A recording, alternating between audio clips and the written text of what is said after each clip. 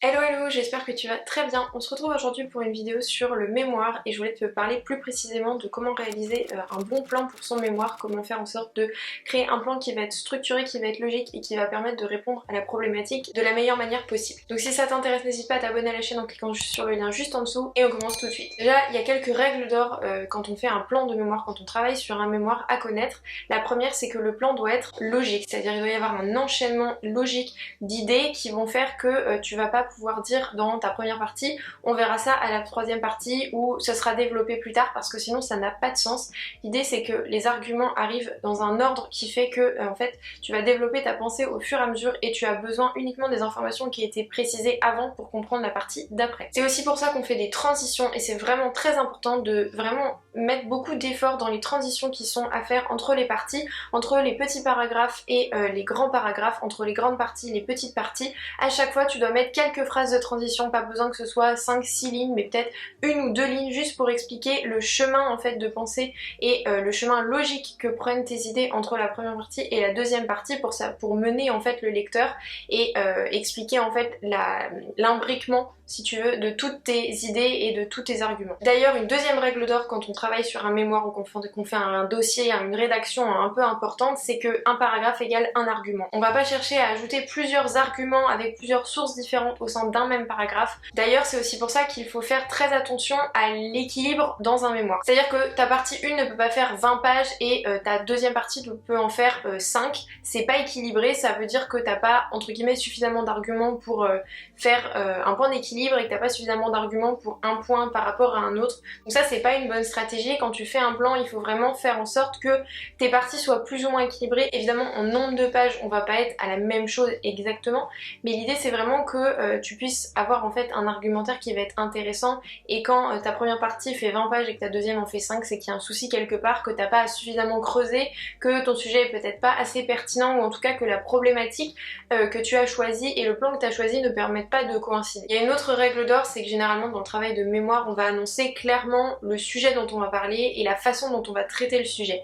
Dans ton introduction on va souvent te demander, évidemment à voir avec les consignes qu'on t'a données pour ton mémoire, mais souvent on va te demander d'énoncer clairement ton plan. Là tu vas pas énoncer toutes tes toutes petites parties, les tout petits A, les tout petits B, etc. mais plutôt dans les grandes lignes de quoi va parler ton sujet et comment tu vas répondre à ton sujet. Comment est-ce que tu vas traiter. C'est là qu'on va voir si tu fais un plan binaire, ce qui est pas du tout une bonne idée, c'est-à-dire oui et non, et la troisième partie va être un peu les deux, comme ce qu'on pouvait faire plus ou moins au lycée, voilà, quand on essayait de faire des dissertes en philo. Là l'idée c'est pas du tout ça, c'est un plan en 3 parties où tu vas devoir répondre en fait avec un élément dans chaque partie. C'est 3 manières de répondre à la problématique différentes. En fait on peut pas s'arrêter à oui on peut dire que, non on peut dire que, et en fait je sais pas trop dans la troisième partie, je mets un peu tous les arguments qui sont dans les deux sens ou les questions que je me pose.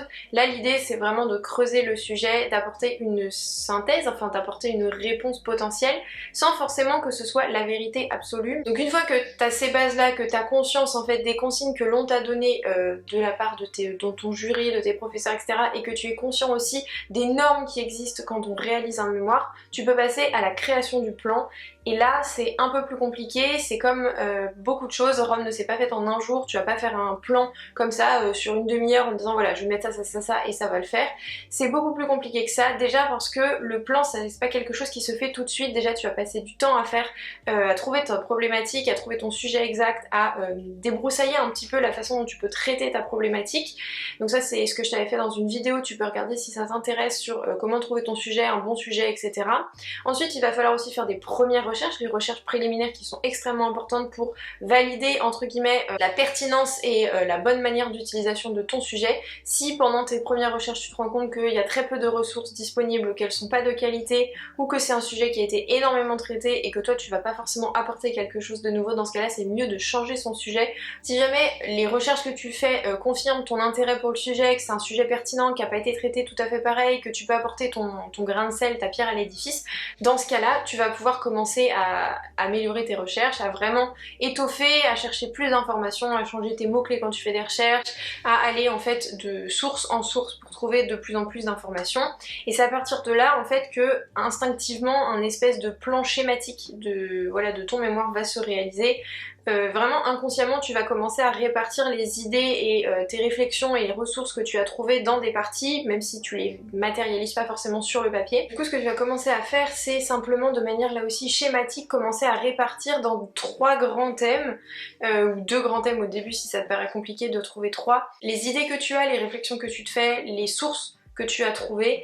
Je t'avais fait une vidéo aussi sur comment je m'étais organisée dans les premières phases de la recherche. L'idée c'est vraiment pas de se bloquer et de restreindre en fait ce qu'on pense. Quand on est dans cette phase de recherche, c'est là où nous viennent toutes les idées qui sont importantes pour le mémoire. Les questions que l'on se pose soi-même par rapport à des ressources que l'on a trouvées, par rapport à des choses qui ont été dites, que l'on a vues, c'est ces questions-là qui sont importantes parce que ça veut dire qu'il y a quelque chose qui n'a pas été clair ou il y a quelque chose une réflexion qu'on se fait tout simplement. Et c'est ça qui va pouvoir t'aider aussi à trouver ce que tu vas ajouter comme argument dans ton mémoire. Donc du coup tu vas pouvoir commencer à te dire bah voilà en fait là les réponses que j'ai trouvées dans les mémoires, dans les thèses que j'ai trouvées, dans les articles de journaux etc. Ça se rassemble sous un thème que je vais pouvoir appeler, tu vas lui donner un nom par exemple. Pas besoin que ce soit le titre d'une partie, pour le moment on n'en a pas besoin, c'est juste un thème. L'idée c'est de débroussailler un petit peu et une fois que tu as trouvé 3 thèmes qui sont en fait plus ou moins logiques, enfin dont le développement est logique, la suite est logique, tu vas pouvoir à l'intérieur de chaque thème commencer à répartir en sous-parties à l'intérieur. C'est-à-dire peut-être que parmi moi les difficultés que j'avais mentionnées concernant les coopératives féminines d'Argan et de Carité, il y avait peut-être des difficultés économiques, il y avait peut-être des difficultés sociales, il y avait peut-être des difficultés politiques.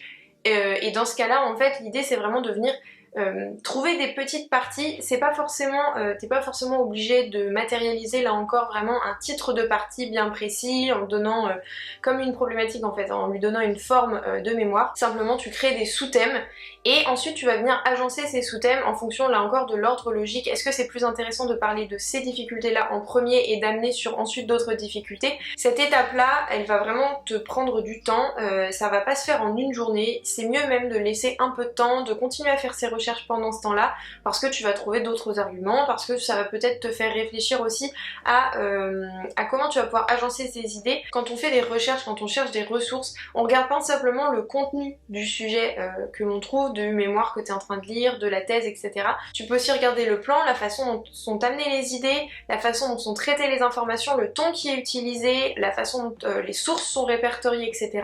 C'est vraiment un travail complet où il faut que tu t'inspires, sans évidemment copier, mais t'inspirer. Donc voilà, il faut regarder toutes ces choses-là et ça va se faire au fur et à mesure. Il faut vraiment se dire voilà, aujourd'hui j'avance petit à petit, je vais essayer de te trouver un thème commun à toutes les idées que j'ai et puis je vais chercher un petit peu de manière complémentaire pour une autre partie et en fait tu vas revenir dessus le lendemain parce que tu te seras dit en fait c'est peut-être mieux de traiter ça comme ça. C'est aussi le moment où tu peux potentiellement poser des questions à tes camarades, à ton jury, à d'autres profs, etc. Si jamais tu as des doutes sur la pertinence de la répartition d'un thème dans une partie. Après pour ce qui est de l'organisation de cette partie où tu vas répartir tes idées dans des sous-parties, créer ton plan, etc. Tu peux le faire à la main, tu peux aussi le faire à l'ordinateur. Moi j'avais donc toutes mes réflexions personnelles sur des feuilles que je notais à l'ordinateur. J'avais toutes les ressources que j'avais utilisées pareil sur un fichier à l'ordinateur. Mais par contre ma répartition dans les parties je l'avais fait au papier. J'avais noté les grandes idées avec des mots-clés là encore et j'avais noté ça sur papier et ensuite je faisais ma répartition avec un code couleur. Donc j'avais noté grand 1 sur une feuille et à l'intérieur je surlignais toutes les réflexions, toutes les sources qui pouvaient coller dans cette partie. Ça m'a permis de me rendre compte physiquement de là aussi la répartition en fait entre les parties. Est-ce que j'avais suffisamment d'informations dans une partie pour que l'autre partie puisse être valable? Est-ce qu'il n'y avait pas des informations qui pouvaient switcher de l'une à l'autre? Est-ce qu'il fallait que je fasse des recherches supplémentaires? Alors évidemment ça se fait aussi à l'ordinateur, d'ailleurs pour mon deuxième mémoire c'est ce que j'ai fait tout à l'ordinateur parce que c'était beaucoup plus simple. Et d'ailleurs ce que je te conseille aussi c'est qu'une fois que tu commences vraiment à avoir une ébauche un peu plus importante que simplement 3 grands thèmes ou des informations qui se baladent à l'intérieur, c'est de commencer à faire ça à l'ordinateur. Évidemment ton plan va bouger, il va même peut-être encore bouger quand tu vas être dans la première phase de rédaction, l'idée c'est vraiment que tu te mettes sur une séance de brainstorming assez rapidement, à partir du moment où tu as suffisamment de recherche pour simplement commencer à faire une ébauche. Évidemment les titres vont changer, peut-être que la répartition des sous-parties à l'intérieur va bouger aussi, ou que tu vas te rendre compte aussi par exemple que ça peut faire doublon parce que les arguments que tu as avancés dans une partie avant, finalement elles suffisent, t'as pas forcément besoin de faire une petite partie supplémentaire, donc ça va forcément bouger, c'est pas très grave.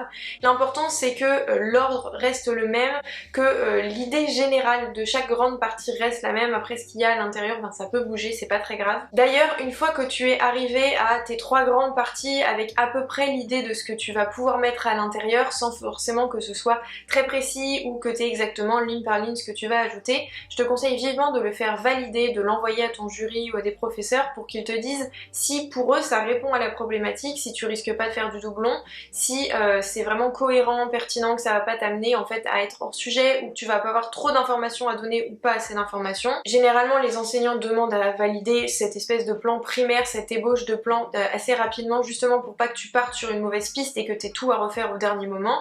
Et une fois que ça a été validé, ben, tu peux continuer à travailler sur ton plan, à faire des simulations de ce que ça pourrait rendre, à ajouter comme je t'ai dit les informations que toi tu as trouvées dans ton mémoire, dans tes recherches sur tes parties. Et ensuite tu peux, si jamais tu es une personne stressée comme moi, faire valider aussi un plan détaillé, c'est-à-dire ce que je t'ai expliqué avec en fait le contenu de chacune de tes parties qui est synthétisé, qui est explicité en donnant quelques arguments principaux ou en donnant les sources principales que tu vas utiliser par partie. Du coup l'enseignant peut voir un peu si là encore il y a suffisamment d'informations dans chaque partie, si tu risques pas de faire des doublons, si c'est dans le bon sujet, etc. Donc vraiment s'il y a une chose à retenir pour le plan du mémoire, c'est que c'est un travail pas à pas, il faut vraiment pas se précipiter.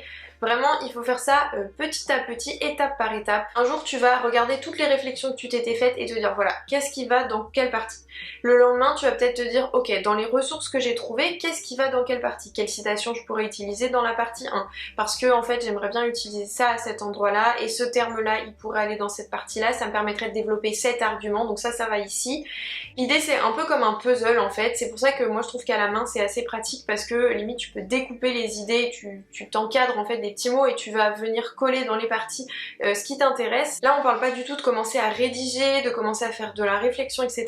Simplement de voir en fait comment tout ça peut s'imbriquer correctement et que tu te retrouves pas en fait à devoir chercher de nouvelles informations pour compléter ton mémoire. Évidemment quand tu es dans la phase de rédaction, ça m'est arrivé aussi, il y a forcément un moment où tu vas te dire bah là j'aimerais bien avoir une source pour ce que je suis en train d'apporter comme argument, donc évidemment tu vas faire des recherches à ce moment là. L'idée c'est de te pré-mâcher le travail pour la phase de rédaction. En Master 1 j'avais un plan détaillé qui faisait 8 pages entière en fait avec tout le détail des informations que je vais aller mettre dans chaque partie, les sources, les potentiels arguments que j'avais envie d'avancer. Et avec ça j'ai pu rédiger mon mémoire qui faisait du coup une 45 pages je crois en moins d'un mois. Donc en fait une fois que j'avais ça, c'était ça qui était le plus important dans mon mémoire en fait. C'est pas spécialement la phase de rédaction, c'était ce plan détaillé qui faisait que je déroulais en fait. C'est-à-dire j'avais les arguments, je savais par quoi je commençais, je savais où trouver mes sources, j'avais tout sous la main et c'est ça qui est vraiment très important, c'est sur cette partie là qu'il faut passer du temps. La phase de rédaction elle est un peu secondaire, c'est-à-dire qu'une fois que tu as tous ces arguments là, que tu as tout sous la main, c'est assez facile. Évidemment il va falloir s'y reprendre pour la phase de rédaction mais je t'en reparlerai dans une vidéo parce que voilà tu veux que ce soit joliment écrit, tu veux que ce soit professionnel, tu dois faire attention aussi aux termes que tu utilises et que ce soit universitaire tout simplement. En fait il y a des termes que tu peux pas utiliser, il y a des tournures de phrases qu'il faut utiliser au contraire pour que voilà c'est un aspect universitaire, mais c'est vraiment la phase détail de recherche du plan et de préparation du plan qui est essentielle. Donc voilà, j'espère que cette vidéo t'aura plu, qu'elle aura pu t'aider aussi. N'hésite pas surtout à regarder les autres vidéos sur le mémoire que je t'ai mis dans une playlist qui s'appelle Pimp ton mémoire. L'idée c'est vraiment que tu puisses être guidé pas à pas dans les étapes de ton mémoire. Si jamais ça t'a plu et que ça a pu t'aider, n'hésite pas à lâcher un like, ça me ferait super plaisir, et à t'abonner à la chaîne aussi. En tout cas, nous on se retrouve la semaine prochaine pour une nouvelle vidéo. Salut!